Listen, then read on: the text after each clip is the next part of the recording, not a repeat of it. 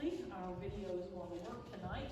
And we have been on this study about who is this man. This is part 3 of who is this man. This study is going to take us from the birth of Jesus, actually from before the birth of Jesus, all the way to the resurrection of Jesus Christ. So we will basically be done with this study of who Jesus is by the time Easter arrives.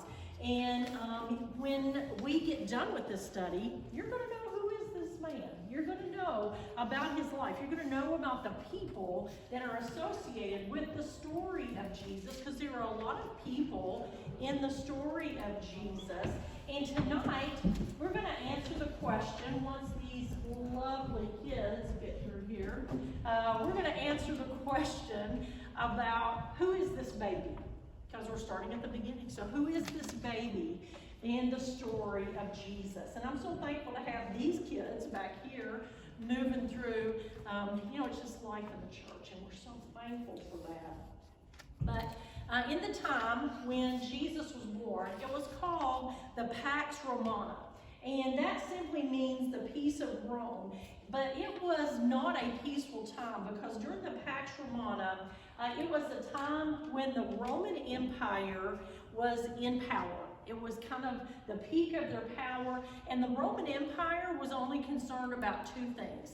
And those 2 things were that every people that they came in contact with, every ethnic group, every country, that they submitted to the power of Rome. And they were only concerned about all of the money going into the banks of Rome. So they wanted submission, they wanted everybody to bow down to Caesar Augustus, and they wanted all the money that people had.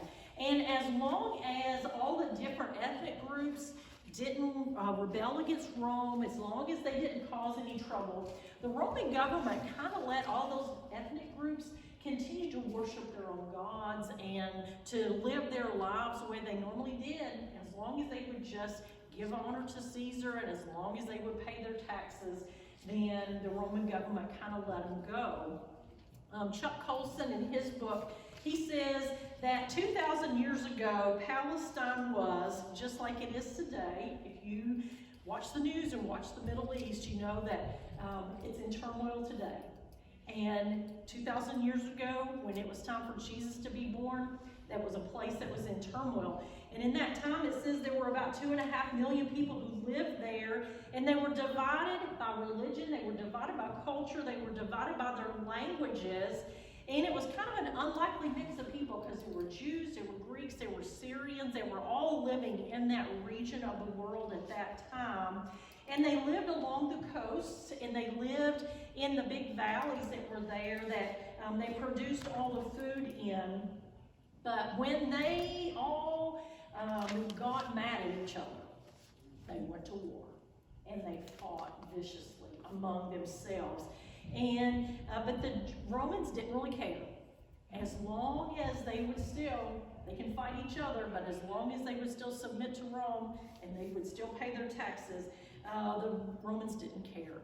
And out of all those people groups that lived in the Middle East during that time, the Jews were the only group, though, that had a hope for a future. They believed what the Old Testament scriptures said. They believed that there was a Messiah that was going to come. They believed that there was one who was going to come, who was going to set up a kingdom from the throne of David, and was going to overthrow all the political powers of the world of that day, and was going to reestablish God's people as the chosen people. And it was during those days that Caesar Augustus decided that there was to be a census so that Rome could count all of the people. And in Luke, the 2nd chapter, which is the Christmas story that we always read, it said, now in those days, what were those days? The days when all of those things were taking place, when Rome was at its peak, when everybody had to submit to Rome, when everybody had to pay their taxes to Rome. In those days, a decree went out from Caesar Augustus that a census should be taken of everyone who inhabited the earth. And the earth to them, the whole world, was the Roman Empire. Whatever the Roman Empire controlled, they said that was the whole world.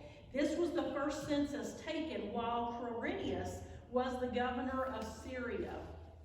And so when this census was being called for, they actually hired people who were called censors to be the counters of the people. And the people all had to go back to their family's home place. So if that was happening today, my family came from Eastern Kentucky. My dad's family came from Blackie, Kentucky. So if they called for a census like in the days when Jesus was born, our whole family had to pack it up and go over to Eastern Kentucky to Blackie and register over there. Wherever your family came from, that's where you would have to go. That's what happened here in Jesus' day. And we had censors who were there. And in our minds, we think, oh, they just had to show up and pay their taxes and be counted. But it was a little bit more than that, because these censors also determined not only did they register them, count the number of people in their family, write down where they were living at now, and make them tell everything that they owned and pay hefty taxes on that. But these censors also were tasked with questioning them and finding out if they were mentally and morally capable of voting and holding offices and doing business and all of those things. And so for the Jews who said that God was their supreme ruler, that was kind of a sticky point for them, because they were fine with being counted. They were fine with paying taxes, but they were not fine with the government determining whether they were morally fit or not to be citizens and to do all the things that they did. And I'll tell you today, we would have trouble with that in America. Trying to, if we'll pay our taxes, we'll be counted, but don't you try to tell me if I'm morally and mentally fit to vote or own a gun or be a parent or do anything else in this world. So we kind of understand that mentality as Americans. But when Mary and Joseph went, and we talked about Mary and Joseph last week, we talked about the betrothal, we talked about everything that they went through and how the angels talked to both of them and convinced them of what was happening. When they went to be counted, they had to go back to where Joseph's family came from. And they were living in Nazareth. That was where they were betrothed. That was their town that their families were living in right there. But their families actually came from a little town called Bethlehem. And Bethlehem was about 90 miles south of Nazareth. And if you look at a map of that area of the Middle East, you have Nazareth way up here, and then you go straight down about 90 miles. About 85 miles down is Jerusalem, the big city of Jerusalem. And then about 5 miles south of Jerusalem was the little bitty town of Bethlehem. So when Mary and Joseph went to Bethlehem to be counted, they had to travel all of those big roads that went down to Jerusalem. In my mind, I had never connected that they would have gone through Jerusalem. They would have seen the temple. They would have seen all the hustle and bustle of the city to get down to Bethlehem. I guess I just thought that it was like traveling from Eubank to Waynesburg, you know, just a little backcountry road, and you're not going to see anything to get there. But this was a big deal, and they saw a lot of things on that journey as they went there. But Luke, the 2nd chapter, the 3rd through the 5th verse says, "And everyone was on his way to register for the census, each to his own city. Joseph went up from Galilee, from the city of Nazareth to Judea, to the city of David, which is called Bethlehem, because he was of the house and family of David, in order to register along with Mary, who was engaged to him and was with child." One of the most beautiful things to me about studying the Bible is that there's always layers of meaning when you begin to study. Everything has a purpose and a meaning. There's no accident to anything. And so they had to go back to Bethlehem. What is the original translation for Bethlehem? What does Bethlehem mean? Anybody know? Bethlehem means the house of bread. What did Jesus say? What did he call himself? The bread of life. Isn't that amazing that Jesus, who said, I am the bread of life, was born in the house of bread, in the city that's called the house of bread. And there in Bethlehem, it actually set up on a mountaintop, a hillside looking out, and it looked out over fertile valleys, and over those fertile valleys that surrounded Bethlehem, there were big fig tree orchards, there were olive tree orchards, there were vineyards, and all around this agricultural area, there were flocks of sheep. Shepherds were out there tending the flocks along those hillsides.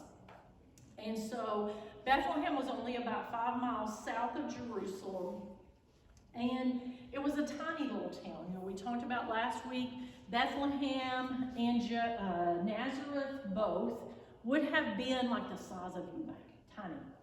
So you think, if today there was a census and everybody had to come back to their roots and they had to start coming back to Eubank to be counted. Eubank is a tiny town. People would have to have a place to stay. They'd have to have a place to eat. They would have to have all kinds of supplies. I don't think that our $1 store and our One Family Dollar and Belcher's Grocery and Ruckles Restaurant could handle 1,000 people rolling in or 2,000 people rolling in. No, they still can't. They can't. And so that's what happened there in Bethlehem. When all of these people started coming in to be counted, suddenly there was no food, there was no place for people to stay, the streets would have been crowded, and Luke, the 2nd chapter, verses 6 and 7 says, while Mary and Joseph were there, the days were accomplished, or the days were completed, that she should give birth. And she gave birth to her firstborn son, and wrapped him in swaddling clothes, and laid him in a manger, because there was no room for Mary and Joseph at the inn. And in our minds, we think, because we've all seen the Christmas plays and we've watched all the shows on TV, that there would have been like a Motel 6, or there would have been a Super 8 there, and all the rooms were full. But they didn't have that kind of thing in that day and in that time in Bethlehem. The inn would have kind of been like a truck stop. It would have just been a little white spot on the side of the road where travelers could have stopped, got a bite to eat, and maybe stretched out and took a little nap to rest for a while before they went on their journey. It would have not been a place where you would have taken your family, would not have been a place to go on vacation, and it certainly would have been not the place for you to take your pregnant wife who was about to have a baby. It was not a very hospitable place, and besides that, there wasn't any space for him anyway at the inn. And so Joseph did the next best thing. He did what I think any good husband would have done, and he said, we're kind of in a pickle, and so I'm going to try to find you some privacy. And the only place he could find privacy was to go to the stable where the animals would have been lodged, and he found a place there that was quiet, a place that was away from prying eyes, a place where Mary could birth this baby and do it with some semblance of modesty and privacy without the whole world seeing and knowing what was going on. And you know, we think about Mary going on this trip. When I was 9 months pregnant, the last thing I wanted to do was take a long trip. My ankles were about this big, my back hurt, and I was just pretty grouchy. I mean, I just wasn't a nice person by the time you get to the end of that 9 months. Can you imagine having to walk or ride a donkey or whatever they did to get there from 90 miles with a full-term pregnancy? It would have been a very difficult journey for Mary, even if she was young and healthy and in the best of physical shape. That would have been a tough journey to make. And you kind of wonder, why did Mary do that? Why did she go? You have any thoughts on that? Why would Mary have even gone on that journey? I don't know. You know, I couldn't find anything. Legally, did she have to go? Maybe she was required to be there in person. Any other thoughts about why Mary would have went on that journey?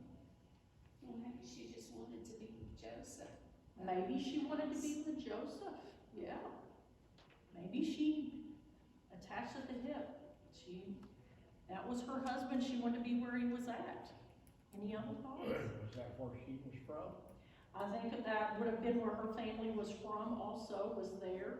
So maybe she had to be there. I also wondered if maybe, last week we talked about how Mary and Joseph had brought shame to their family because she was pregnant. And Joseph didn't rat her out. He just acted like it was his own and took her home with him as his wife. I wonder if maybe she had been shunned by her family. I wonder if maybe there was no one for her to stay with. Maybe they said, you've made your bed, now lie on it. You're going to have to deal with whatever your situation is. I don't know. But it's something, we don't have the answers, but it's something to think about why Mary would have even gone on that journey. But I also know that God's plan is always fulfilled. And what God had prophesied was fulfilled there in Bethlehem. When you look in the Old Testament at the book of Micah, the prophet Micah, in the 5th chapter of Micah, verses 2 through 4, listen to what the prophet said centuries before Caesar Augustus ever called for a census. Centuries before Jesus was ever born. Centuries before Mary and Joseph ever lived. And that's hundreds of years. Here the prophet Micah says, but as for you, Bethlehem Ephratah, Bethlehem is the city, too little to be among the clans of Judah. He was saying you're the least of the least of all of the 12 tribes of Judah. From you, one will go forth for me to be ruler in Israel. God's saying, out of Bethlehem, out of the tiniest of all of the tribes, out of you is going to come the one who is going to be the leader of Israel. His goings forth are from long ago, from the days of eternity. Therefore, he will give them up until the time when she who is in labor has borne a child. Then the remainder of his brethren will return to the sons of Israel, and he will arise and shepherd his flock in the strength of the Lord, in the majesty of the name of the Lord his God, and they will remain, because at that time he will be great to the ends of the earth. See, God had a plan and he had a purpose for Mary being in Bethlehem, and God worked it out so that she could be there. And the quote that I read today says, Caesar Augustus, who was the most powerful man in the world at that time, he was the leader of Rome. He said he was a god and no one was greater than him. But Caesar Augustus thought that calling for this census was an exercise of his power that would give him greater control over the world. But in the end, all that Caesar did was run an errand for God. What about that? All powers, every knee will bow before God. No matter who you are not more powerful than God. And God just used this man, Caesar Augustus, to do his will. And so, Joseph and Mary living in Nazareth. She's impregnated with the Son of God. The prophecy says that he's to be born in Bethlehem. So God orchestrated it all through Caesar so that Jesus could be born in Bethlehem. So that Mary and Joseph would be there when she was 9 months pregnant to have that baby. You know, God works through any person, no matter who they are. No matter how good they are, no matter how bad they are, God can work through any person and have his will and his purpose and his plan fulfilled. So who is this baby that Mary was pregnant with? Who is this baby that was born there? He was no ordinary baby. We know that he was no ordinary baby. He was a special baby. He was a supernatural baby. In fact, John, the first chapter, the first verse and the 14th verse says, in the beginning was the Word, and the Word was with God, and the Word was God, and the Word became flesh and dwelt among us, and we saw his glory, glory as of the only begotten from the Father, full of grace and truth. See, this baby was something totally different than any other baby who had ever been born before. John says this baby was God who was being born there. And he, who is the creator of the universe, took on human flesh and dwelt among us. Does that mean that he ceased being God? No.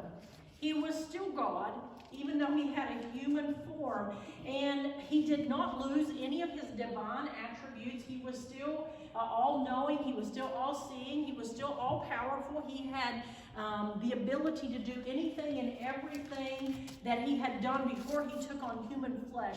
But the thing is that Jesus, when he became the Son of Man, when he took on human form, he basically, for a little while, as he was born as an infant, as a baby, he laid aside all of those powers for a little while.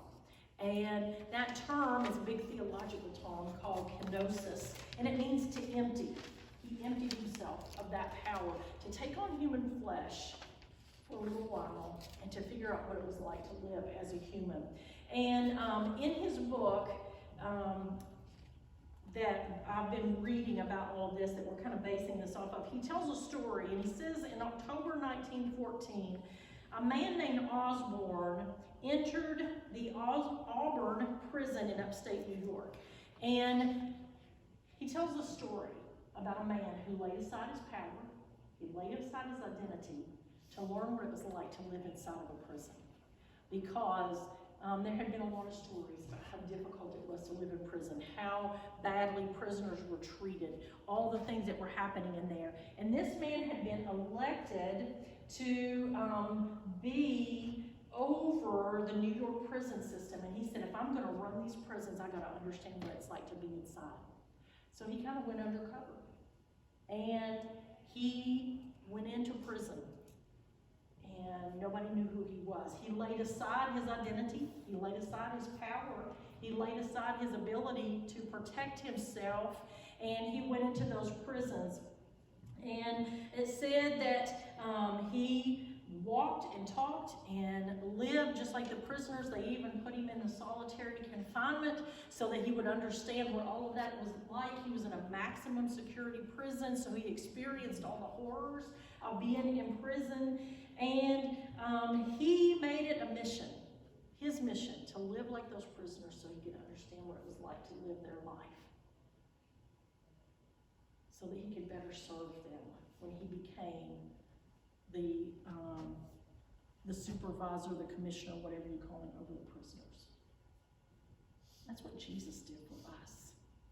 He laid aside all of those things so that he could understand what it was like to live as a human, to hurt like us, to struggle like us, to face all the issues and the troubles that we faced. Jesus came as a helpless infant. He couldn't even feed himself. You ever seen a baby that was born that could feed itself? He was dependent on his mother as an infant. He was dependent on Mary and Joseph to teach him how to crawl and how to eat and how to walk and how to run. Joseph taught him how to be a carpenter. I mean, he had to grow up and learn all of these things. The scripture tells us that as he grew, as he matured, he began to exercise more of his divine power. He didn't completely lose his ability to be God, but he did lay aside for a little while some of that to understand completely what it was like to be like us. So, Jesus. Who is this baby? Jesus. Who is this baby that the wise men from the Far East came to see, and how is it that those wise men knew who Jesus was and where he was? How do you think the wise men even knew about this King of the Jews that was going to be born? How do you think people from? Well, they saw the star, but I don't know how they would have known what that meant. Yeah, because the scripture says they came and said, where is this King of the Jews? The star has led us here. How do you think he knew about that? Any thoughts? Does it tell us that the angels came and talked to them like they did to the shepherds? I remember reading something about a star that had star that it was somebody of importance was being born. Or the king or not, I don't know, but I think I read that somewhere. Yeah. Well, when you look back in the Old Testament, you remember that before Jesus was born, the nation of Israel was taken into captivity by another kingdom called the Babylonian kingdom. And you remember all the stories about Daniel in the lion's den and Shadrach, Meshach, and Abednego and all of those things. You remember how in those stories in the book of Daniel, it talks about how King Nebuchadnezzar, who was over the Babylonian Empire, he took the smartest and the brightest of the Israelites and he brought them into his palace and he trained them alongside his scientists and alongside his mathematicians and alongside the smartest of his country, because he wanted to gain their knowledge and he wanted his country to be greater because he had pulled the brightest out of all the nations that he was conquering. Daniel, Shadrach, Meshach, and Abednego, all of them loved the Lord. And they were not willing to give up their diet. You remember Daniel said, I'm not eating the food of the Babylonians. It'll make me weak. I'm just going to eat the good stuff that I know that God has for me. Shadrach, Meshach, and Abednego said, I'm not bowing down before your gods.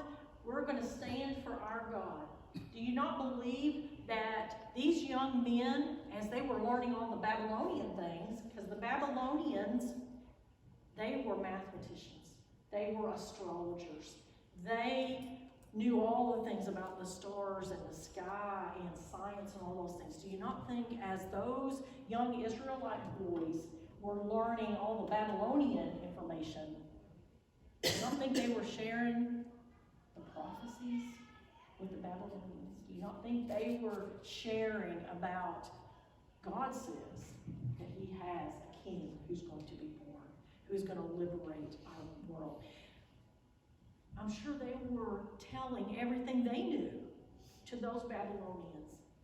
And probably when this new star appeared in the sky, even though it would have been several hundred years later, those Babylonians who were seekers of knowledge probably went back through their notes again and said, hey, you remember, there was the story that was told.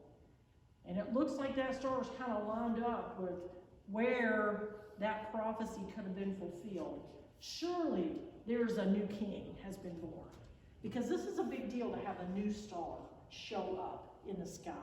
And so maybe they went to investigate to see if that's really what had happened, that the king of the Jews had been born.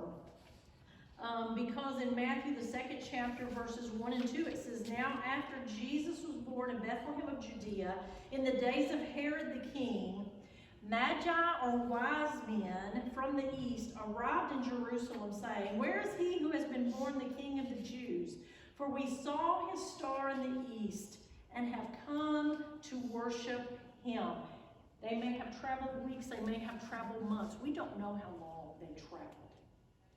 Jesus may have been a toddler by the time they got there.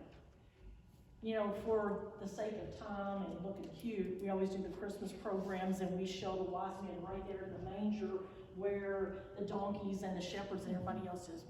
But in the scripture, it tells us that they came to the house where Mary and Joseph and Jesus were. They were no longer in the stable. They were in a house. So Jesus would have been a little bit, he would have been not a newborn infant at the time that that the wise men came. So as Mary gave birth to Jesus, and these wise men came, they thought they were going to find him in Jerusalem. That was the capital city. That's where the big temple was. That's where all the politicians and the wealthy people and the highly educated people were at. And if he was going to be the king of the Jews, surely he was going to be born there. And as they asked around, nobody knew, did they? He was not there. He was not in Jerusalem. And so they went to Bethlehem to find him. And don't you think it's interesting that Jesus was born in a little quiet, out of the way place? He was not born where the politicians were. He was not born where the royalty was. He was not born where the rich people were or the elite. He was born in a very secluded, quiet, out of the way place. And it was there, in that quiet, out of the way place, there were shepherds who were watching over their flock by night. Luke, the 2nd chapter, tells us, verses 8 through 12. When an angel of the Lord appeared before them, and it says the glory of the Lord shone around them, and they were terribly afraid. But the angel said to them, "Do not be afraid, for behold, I bring you good news of great joy, which shall be for all people. For today in the city of David there has been born for you a Savior, who is Christ the Lord. And this will be a sign for you. You will find a baby wrapped in swaddling clothes, laying in a manger." So who is this baby that wise men are willing to travel across the desert to see? Who is this baby who was born to a virgin? Who is this baby that's so important that the angels would come and make a verbal announcement to shepherds there in the fields? Who is this baby? Who were the shepherds? The important people? No. Those shepherds were outcasts. Those shepherds were looked down upon. Those shepherds were dirty and they smelled like sheep, and they lived out in the fields because they camped out there all the time. They were considered to be unclean and people that the quote-unquote good Jews wouldn't have anything to do with, because they weren't going to soil themselves by being near them and being made unclean. Yet these shepherds out in the fields on the hillside were the very shepherds who watched over the flocks of the temple. These would have been the shepherds, they think, that would have tended the sheep that were used for the sacrifices in the temple for the people. Those shepherds understood what the angels were saying to them. Those shepherds understood about a baby that was coming from the Lord. And can you imagine, they were put down by everybody. They were not seen as anybody important. But when the angel came and said, and made the announcement to them that this baby had been born, do you not think they said, if there is a king that's being born in a stable, if there is a king that's being laid in a manger for a bed, if there is a king who's willing to come to a place like that, surely he will be our king. You know, when we elect a president to the United States, for as long as I can remember, and I've been remembering for a long time, it seems like every person who's elected president is a multimillionaire. They live in big houses. They have multiple houses. They have resort homes. They have all kinds of cars, and they jet set everywhere, and they have jewels, and they have all kinds of things. I don't feel like they're my president. I vote for someone, but I don't know that they really understand me or the life that I live. They don't have to scramble to pay their bills. They don't have to worry about the water pipes freezing. They don't have to stress when the car doesn't run and you got to figure out, do I have $2,000 to fix this car or not? No, that's not a part of their life. And so in my mind, it's hard for me to think they're my president and they understand my life. These shepherds probably thought, this king may understand who we are, and they may be a king that we can get behind, and a king that's going to be for the people. This king gave them hope that was being born there in that stable. And in Luke, the 2nd chapter, verses 15 through 18, it says, when the angels had gone away from the shepherds into heaven, the shepherds began saying to one another, let us go straight to Bethlehem then, and see this thing that has happened, which the Lord has made known to us. And they came in a hurry, and found their way to Mary and Joseph, and the baby, as he lay in the manger. When they had seen this, they made known the statement which had been told them about this child, and all who heard it wondered at the things which had been told to them by the shepherds. Everybody in that town probably thought the shepherds had lost their minds. The shepherds were running up and down the streets telling them that a king had been born, that the Son of God had been born. And it says that they wondered at that, and that word wonder actually means they were astonished, but they were also skeptical and kind of in fear about what was being told them. They were like, this doesn't make a lot of sense. How can these shepherds know these kinds of things? Surely that's not really what's happening. We'll wait for a more official word from someone out of Jerusalem who has more power and clout than these shepherds have got. But what does it say in the 19th verse of Luke, the 2nd chapter? What time the people were skeptical and wondered at those things.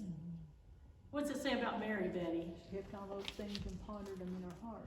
Yeah, it says that Mary, in one translation, it says Mary treasured all of these things and pondered them in her heart. The word for treasure in Greek means to protect, to preserve, to guard, or to keep watch over. So Mary was taking in everything that she was hearing and seeing. You know how when your babies are born and you're holding them in the hospital, you're looking at fingers and toes, and you just want to remember every moment, how they smell and all of those things. Mary wasn't just doing that. Mary was like, there are shepherds who said angels visited them. An angel visited me. An angel visited Joseph. This is amazing. And then all the other things that continued to happen that were miraculous around the birth of Jesus. Mary took all of those things and was just taking them into her heart. She didn't want to forget those things. But it also says she pondered them. And that word ponder means to pull together or to bring together. And it's the same term, we don't have a term for it in English, but it's kind of like what we talk about when we're putting a puzzle together. You know how you interlock all the pieces so that you can see the big picture? Mary was pulling together all the pieces of the birth of Jesus and what had been told to her, what had happened to her, and she was bringing it all together to try to understand, to see the big picture. Who is this baby? And who is the man that he's going to grow up to be? Because as Jesus grew, I'm sure there were times when something else would happen and Mary would say, oh, that makes sense. Oh, I understand why this happened and that happened. She was pondering everything. She was pulling it all together and trying to make sense of what this was, what was happening with this baby. So who is this baby? Who is this baby? This is the baby that was promised. This is the baby that was going to reverse what had happened in the Garden of Eden when Adam and Eve, who had a perfect relationship with God, they lived in a place where they didn't have any pain, they didn't have any sorrow, they never had anything bad happen. When they disobeyed God, sin entered into the world. This is the baby that was going to reverse all of that. This is the baby that was going to change all of the bad things that had happened in the past. And God, though, did not become human in the form of Jesus just to try to offset our evil and the sin that was here. He wasn't here to balance things out. He was here to change things. You know, we think in our minds sometimes that things just need to be balanced out, more good than evil. No, Jesus didn't come to balance things. He came to change things. He came to be the Savior of the world. He was no ordinary baby, and he's going to grow up to be no ordinary man. So next week, as we continue our study, of who is this man, read about Simeon and Anna there in the temple, because that's the next thing that happened in Jesus' life. You remember old Simeon and Anna in the temple? Read about them, and we're going to look at as Jesus begins to grow, as he begins to be a toddler and grow up, what is happening in his life, so that you understand more about who is this man and his purpose that he had in life. You guys have any